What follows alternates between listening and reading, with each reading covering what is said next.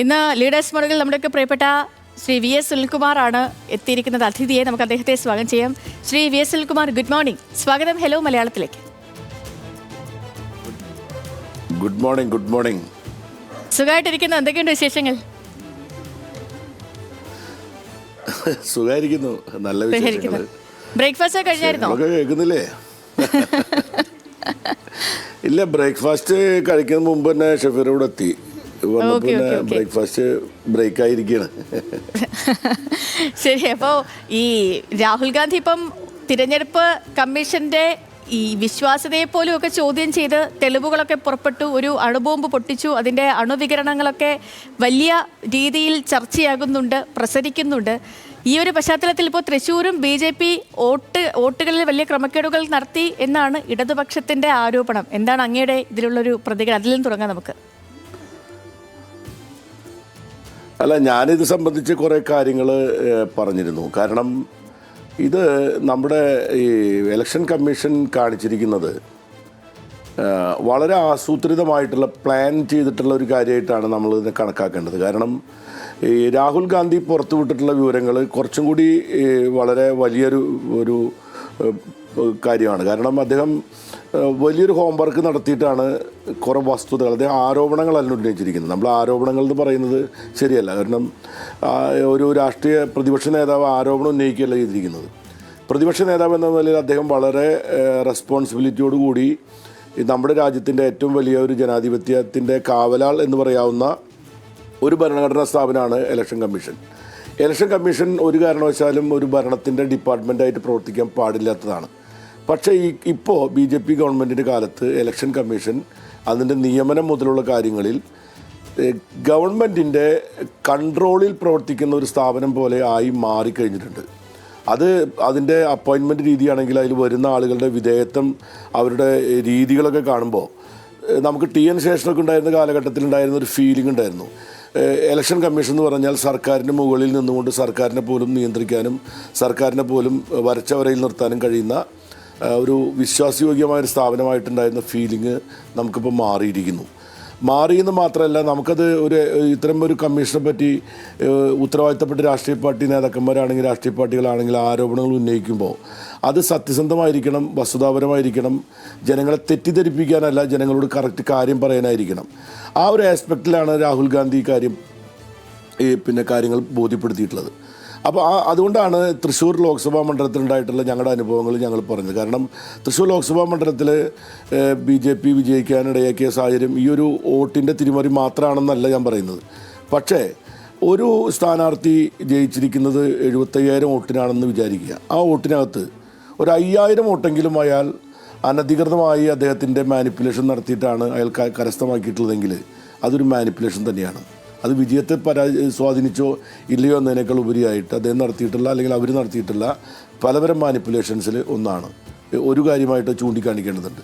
ഇവിടെ ഇലക്ഷൻ്റെ കാണിക്കേണ്ട ഒരു പലപ്പോഴും കാണിക്കേണ്ടതായിട്ടുള്ള ഇലക്ഷൻ്റെ ഒരു എത്തിക്കലായിട്ട് ചില വശങ്ങളുണ്ട്. ഇലക്ഷൻ കാണിക്കേണ്ടതായിട്ടുള്ള തെരഞ്ഞെടുപ്പ് കമ്മീഷൻ പറയുന്ന നിയമങ്ങൾ പാലിച്ചുകൊണ്ട് നമ്മൾ കാണിക്കേണ്ടതായിട്ടുള്ള നിയമപരമായ കാര്യങ്ങളുണ്ട്. ഇതെല്ലാം കാറ്റിൽ പറത്തിക്കൊണ്ട് പണം ഉപയോഗിച്ചുകൊണ്ടും ജാതിയുടെയും മതത്തിൻ്റെയും ഭരണസ്വാധീനത്തിൻ്റെയും കേന്ദ്ര ഏജൻസികളുടെയും ഒക്കെ സ്വാധീനത്തെ മാനിപ്പുലേറ്റ് ചെയ്ത് അതിനെ വെൽ ഓർഗനൈസ്ഡായിട്ട് അവർ നടപ്പാക്കിയിട്ടുള്ളൊരു പദ്ധതിയാണ് തൃശ്ശൂരിലുണ്ടായിട്ടുള്ളത് എന്നുള്ളത് എനിക്ക് മനസ്സിലായിട്ടൊരു കാര്യമാണ്. അപ്പോൾ അത് നമുക്ക് അതിലുണ്ടായിരിക്കുന്ന പല വിവരങ്ങളും നമുക്ക് വസ്തുതകൾ മാത്രം വെച്ചുകൊണ്ട് പറയാൻ പറ്റുള്ളൂ. അല്ലാതെ ഇതിപ്പോൾ BJPക്കാർ പറയുന്ന പോലെ VS സുനിൽകുമാർ പരാജയപ്പെട്ടതിന് ശേഷം അദ്ദേഹത്തിന് ഇപ്പോഴും ആ പരാജയം അംഗീകരിക്കാൻ കഴിഞ്ഞിട്ടില്ല എന്നൊക്കെ പറയുന്ന തരത്തിലുള്ള സ്റ്റേറ്റ്മെൻറ്റുകളോടൊന്നും എനിക്ക് യാതൊരു തരത്തിലും എനിക്കതിന് മറുപടി പറയാൻ തന്നെ താല്പര്യമില്ല. പക്ഷേ ഒരുപക്ഷെ അങ്ങേക്ക് അറിയാമായിരിക്കും, എങ്കിൽ ഞാൻ ഒന്ന് പറയുകയാണ്. ഇപ്പോൾ 2019 തൃശ്ശൂർ നിയമസഭാ മണ്ഡലത്തിലെ 44-ാം നമ്പർ ബൂത്തിൽ സുരേഷ് ഗോപിക്ക് 47 വോട്ടാണ് കിട്ടിയത്. പക്ഷേ അവിടെ ഇക്കുറി കിട്ടിയത് 324 വോട്ട്. 2019 TN പ്രതാപന് 818 വോട്ട് കിട്ടിയ ആ ബൂത്തിൽ 2024 K മുരളീധരന് കിട്ടിയത് വെറും 161 വോട്ടാണ്. അതേപോലെ 80-ാം നമ്പർ ബൂത്തിൽ സുരേഷ് ഗോപിക്ക് 2019 42 വോട്ടും TN പ്രതാപന് 512 ഇത്തവണ അതേ ബൂത്തിൽ വരികയാണെങ്കിൽ സുരേഷ് ഗോപിക്ക് 358 കെ മുരളീധരന് 239. അതായത് Shri V S Sunilkumar 47 vote 324ആയും 42 വോട്ട് 358 മാറിയിരിക്കുന്നത്. അപ്പോൾ ഇത് ഈ തൃശ്ശൂരിലുണ്ടായ ഒരു പൊതു ട്രെൻഡ് ആയിരുന്നില്ല, അത് ചില ബൂത്തുകൾ മാത്രം കേന്ദ്രീകരിച്ചുണ്ടായ ഒരു വോട്ടിന്റെ കയറ്റമാണ്. അവിടെയാണ് ഈ ഒരു ക്രമക്കേടെന്നുള്ളൊരു ആരോപണം അല്ലേ? അതായത് നമുക്ക് ഇപ്പോൾ അതാണ് ഞാൻ പറയുന്നത്, അത് ആ ക്രമക്കേട് ഇപ്പം നിങ്ങൾ ഈ പറഞ്ഞ കണക്ക് വെച്ചുകൊണ്ടുള്ള ഇവർ അവകാശപ്പെടുന്നത് അവിടെയെല്ലാം രാഷ്ട്രീയമായ അട്ടിമറി ഉണ്ടായി എന്നുള്ള നിലയിലാണ് വ്യാഖ്യാനിക്കപ്പെടുന്നത്. അതെങ്ങനെ സംഭവിച്ചു എന്നുള്ളതിൻ്റെ തെളിവുകളൊന്നും നമുക്ക് പറയാൻ കഴിയുന്ന കാര്യങ്ങളല്ല. കാരണം നമുക്ക് നമ്മൾ അങ്ങനെ വന്നിരിക്കുന്ന വോട്ടിലെ മാറ്റങ്ങൾ ഇന്നത് കൊണ്ടാണെന്നുള്ളത് വ്യക്തതയോടുകൂടി പറയാൻ നമുക്ക് കഴിയില്ല. കാരണം ഇത് EVM-ലൂടെ കണ്ടിട്ടുള്ള നമ്മുടെ കണക്കാണ്. ആൾ വോട്ട് ചെയ്ത് ആർക്കാണ് വോട്ട് ചെയ്തതെന്നൊന്നും രഹസ്യമായിട്ടിരിക്കുന്ന കാര്യങ്ങൾ നമുക്ക് എത്ര വോട്ട് കിട്ടി, ഈ ബൂത്തിൽ എത്ര വോട്ട് കിട്ടി എന്നുള്ള EVM-ൽ അമർത്തുമ്പോൾ ഇത്ര വോട്ട് BJPക്ക്, ഇത്ര വോട്ട് LDFന്, ഇത്ര വോട്ട് UDFന് എന്നുള്ള കണക്കല്ലാതെ നമുക്ക് അത് എങ്ങനെ വന്നു എന്നുള്ള കണക്കൊന്നും നമുക്ക് അറിയാനുള്ള സംവിധാനമില്ല. അപ്പോൾ അതിനെ ഇനി ഈ EVM-നെ പറ്റി നമുക്ക് സംശയം പ്രകടിപ്പിക്കാൻ കഴിയുന്ന രീതിയിലുള്ള എന്തെങ്കിലും തെളിവൊന്നും ഇല്ലാത്തടത്തോളം കാലം അതൊന്നും നമുക്ക് പറയാൻ പറ്റുന്ന കാര്യങ്ങളല്ല. അതിനെ സംബന്ധിച്ച് അതൊരു ഡിബേറ്റിംഗ് പോയിൻ്റാണ്. അവിടെ ഞങ്ങൾ ആവശ്യപ്പെടുന്ന ഒരു കാര്യം, ഈ EVM മെഷീൻ ഉപേക്ഷിച്ച് നമ്മൾ പേപ്പർ ബാലറ്റിലേക്ക് വരണം എന്നുള്ള ഒരു പ്രധാനപ്പെട്ട ഒരു കാര്യമുണ്ട്. അതായത് ഈ അമേരിക്കയെ പോലെയുള്ള യൂറോപ്യൻ രാജ്യങ്ങളിൽ ഉൾപ്പെടെ വോട്ടിംഗ് മെഷീൻ ഉപയോഗിക്കാത്തത് എന്തുകൊണ്ടാണ്? അവിടെ എന്താണ് പേപ്പർ ബാലറ്റ് ഉപയോഗിക്കുന്നത്? അവിടെ ടെക്നോളജി വികസിക്കാത്തതുകൊണ്ടാണോ? അപ്പോൾ ഇവിടെ നമ്മൾ അതിലേക്ക് പോകുന്നുണ്ടെങ്കിൽ അത് മാനിപ്പുലേറ്റ് ചെയ്യാൻ പറ്റുന്നതാണോ അല്ലേ എന്ന് സംബന്ധിച്ച ഒരുപാട് ക്വസ്റ്റ്യൻസ് വന്നിട്ടുണ്ട്. ഏതായാലും അതവിടെ നിൽക്കട്ടെ. ഞാൻ അതിനെപ്പറ്റി അതിലേക്ക് പോയി കഴിഞ്ഞാൽ അത് വേറെ രീതിയിലേക്ക് വ്യാഖ്യാനിക്കപ്പെടുന്നുള്ളതുകൊണ്ട് ഞാനതൊന്നും പറയാൻ ഉദ്ദേശിക്കുന്നില്ല. പക്ഷേ തൃശ്ശൂർ ലോക്സഭാ മണ്ഡലത്തിലുണ്ടായിട്ടുള്ള അട്ടിമറി വിജയം, ആ വിജയം ആഘോഷിക്കപ്പെട്ട വിജയമാണ്. ഞാൻ ആ വിജയത്തെ ഒരിക്കലും തെറ്റാണെന്നൊന്നും പറയുന്നില്ല. ജനാധിപത്യത്തിലൊരു വിജയവും പരാജയങ്ങളും സ്വാഭാവികമായ കാര്യങ്ങളാണ്. ആ വിജയത്തെയും പരാജയത്തെയും നമ്മൾ ഒരുപോലെ അംഗീകരിക്കപ്പെടേണ്ടതാണ്.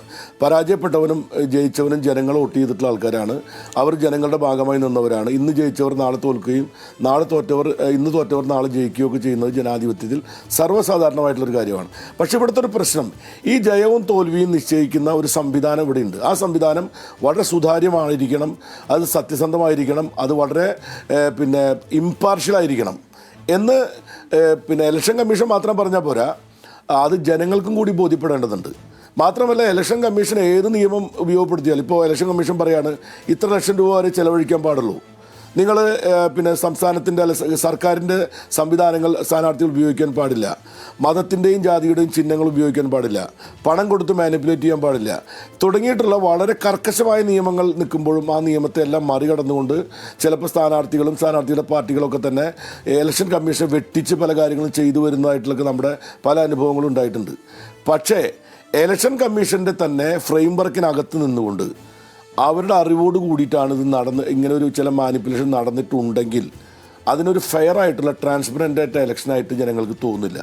അങ്ങനെ വരുമ്പോൾ അതിലൂടെ ഉണ്ടായിരിക്കുന്ന വിജയമാണെങ്കിലും പരാജയമാണെങ്കിലും അതുമായി ബന്ധപ്പെട്ട ഡിബേറ്റ് നാട്ടിലുണ്ടാവണം. അത് ജനാധിപത്യത്തിൻ്റെ വളർച്ചയിൽ അനിവാര്യമായൊരു കാര്യമാണ്. ആ ലെവലിലാണ് നമ്മൾ ഈ ചർച്ചയെ കാണേണ്ടത്. അല്ലാതെ ഒരു പരാജയപ്പെട്ടവൻ പരാജയം അംഗീകരിക്കാതെ വീണ്ടും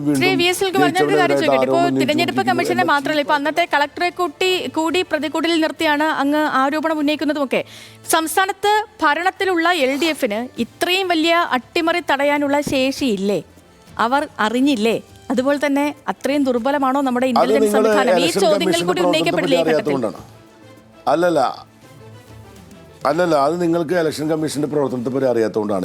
ഈ പറഞ്ഞ കാര്യങ്ങൾ, ഇപ്പോൾ ഈ പറഞ്ഞ ഒരു വിഷയം ഞങ്ങൾ ഇപ്പോൾ ഇലക്ഷൻ കമ്മീഷൻ ഇന്നലെ എനിക്കൊരു മറുപടി തന്നത് രത്തൻ കേൽക്കർ, അദ്ദേഹം വളരെ എഫിഷ്യൻ്റായിട്ടൊരു ഓഫീസറാണ്.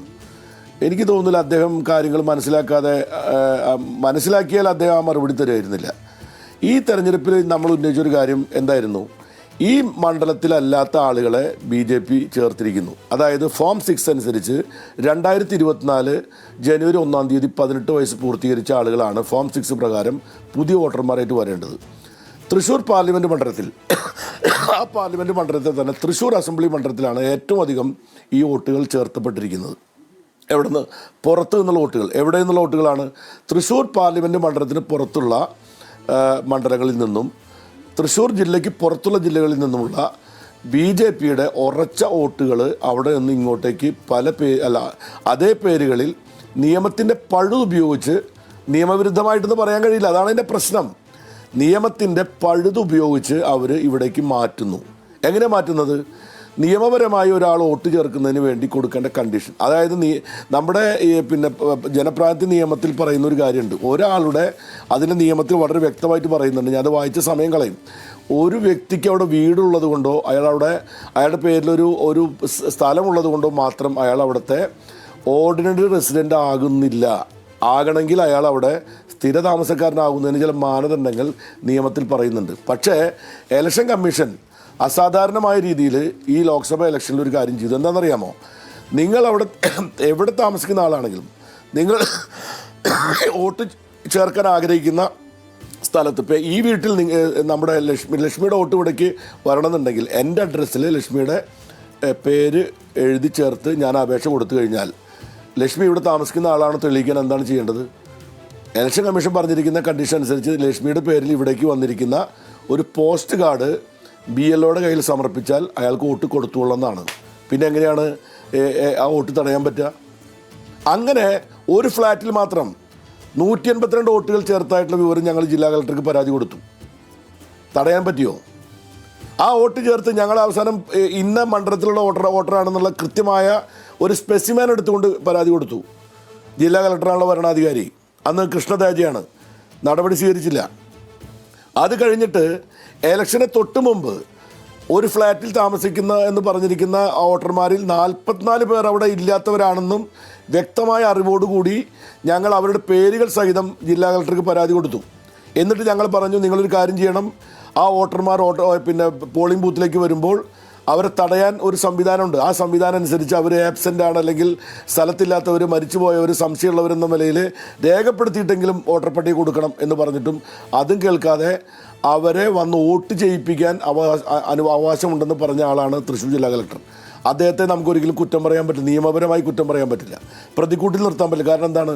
അദ്ദേഹം പറയുന്നത് ഇലക്ഷൻ കമ്മീഷൻ പറഞ്ഞിരിക്കുന്ന നിയമമാണ്.